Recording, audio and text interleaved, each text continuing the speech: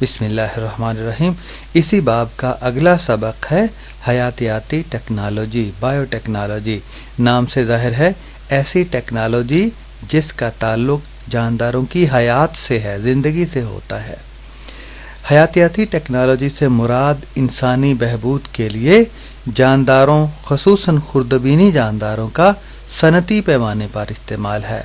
جاندار، چھوٹے چھوٹے خردبینی جاندار انسان کے لیے فائدہ مند بھی ہوتے ہیں اور نقصان دہ بھی۔ تو فائدہ مند جانداروں کی مدد سے، فائدہ مند جراثیموں کی مدد سے وسیع پیمانے پر انسانی بہبود کے لیے، صنعتی پیمانے پر انسانی فائدے کے لیے استعمال حیاتیاتی ٹیکنالوجی کہلاتا ہے۔ مثال کے طور پر خمیر اٹھاتے ہوئے ہم ایک قسم کی پھپھوندی کو استعمال کرتے ہیں، الی جسے ہم کہتے ہیں۔ اسی پھپھوندی یعنی انگریزی میں یسٹ کہتے ہیں، اس کی مدد سے دہی، پنیر، ڈبر روٹی اور سرکہ وغیرہ تیار کیا جاتا ہے، اور آپ جانتے ہیں کہ آج کل یہ ساری چیزیں صنعتی پیمانے پر تیار ہو رہی ہے۔ بافتی کاشت، ٹیشو کلچر۔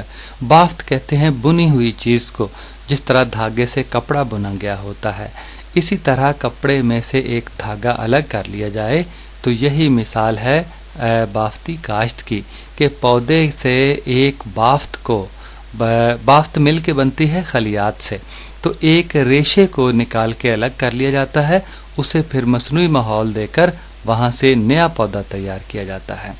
تو یہ حیاتیاتی ٹیکنالوجی کی ایک مثال ہے۔ یہ قلم کاری کی طرح سے ایک قسم کا غیر جنسی تولید کا عمل ہے۔ جس طرح غیر جنسی تولید آپ جانتے ہیں ایسی تولید ہوتی ہے جس میں بیج استعمال نہیں ہوتا۔ جس طرح قلم ہم لگاتے ہیں، پودے کی شاخ توڑ کر اس کو تراش کے زمین میں دبا دیتے ہیں، اس سے پھر نیا پودا آگے اگاتا ہے۔ اسی طریقے میں پودے کے جسم سے حاصل کردہ خلوی ریشوں یا بافتوں کو مصنوعی واسطے میں کاشت کیا جاتا ہے۔ مصنوعی زمین، مصنوعی واسطہ، اس میں ان ریشوں کو رکھا جاتا ہے جس سے نئے پودے حاصل ہوتے ہیں۔ یہ نئے پودے اپنے جدی پودوں، پیرنٹ پلانٹس جیسے ہوتے ہیں، جیسے جدی پشتی کا لفظ ہم بولتے ہیں، باپ دادا۔ تو نئے بننے والے پودے اپنے پچھلے سابقہ پودوں جن میں سے ریشے لیے گئے ہیں ان کی طرح سے ہوتے ہیں۔ پاکستان میں یہ طریقہ گنے کی ایسی فصل تیار کرنے کے لیے استعمال ہو رہا ہے جو بیماری سے پاک ہوتی ہے۔ آپ کو پتہ ہے گنے کی فصل تیار کرنے کے لیے گنے زمین میں دبائے جاتے ہیں جس سے نئے پودے اگتے ہیں۔ تو اب بجائے گنے دبانے کے گنے سے یہ بافتیں نکال لی جاتی ہیں ریشے الگ کر کے، ان سے پھر نئے گنے تیار کیے جاتے ہیں۔ جینیاتی انجینئرنگ، جینیٹک انجینئرنگ نام سے ظاہر ہے ایسی انجینئرنگ جس کا تعلق انسانی یا حیوانی یا پودوں کے جینز کے ساتھ ہوتا ہے۔ اس ٹیکنالوجی میں کسی جاندار سے حاصل کردہ منتخب جینز کو کسی جاندار سے جینز حاصل کیا جاتا ہے اور اس کو بیکٹیریا کے ڈی این اے میں شامل کر دیا جاتا ہے۔ آپ ذرا غور کیجئے گا کہ جاندار سے جین حاصل کیا اور اس کو بیکٹیریا کے ڈی این اے مادہ جو پیچھے ہم نے پڑھا ہے اس میں شامل کر دیا جاتا ہے۔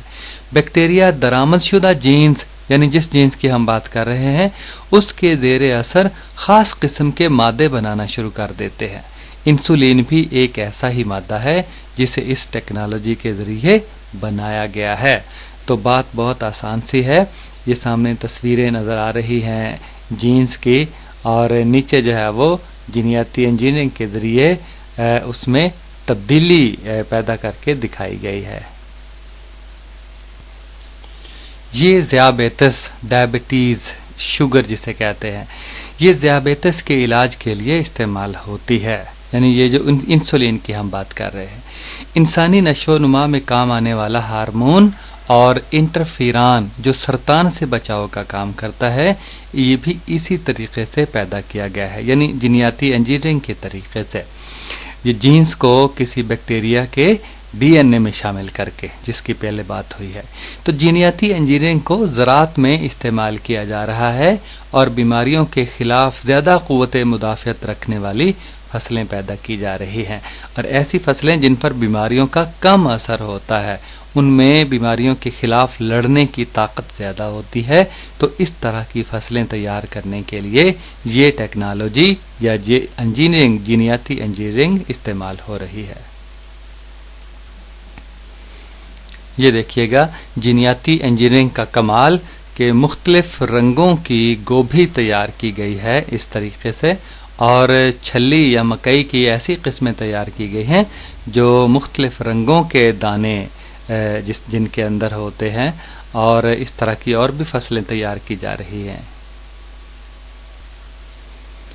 لیجئے بچوں، سبق تو ہمارا ختم ہوا اور آخر میں دہرائی کرتے ہیں اور دیکھتے ہیں کہ آپ نے کیا سمجھا ہے۔ پہلا سوال ہے آپ سے کہ خلیے میں وراثتی خصوصیات کے حامل ریشے کون سے ہوتے ہیں؟ حامل ہے حلوائی والا ہے، دوسرا لکھا گیا ہے، ذرا درست کر لیجئے گا۔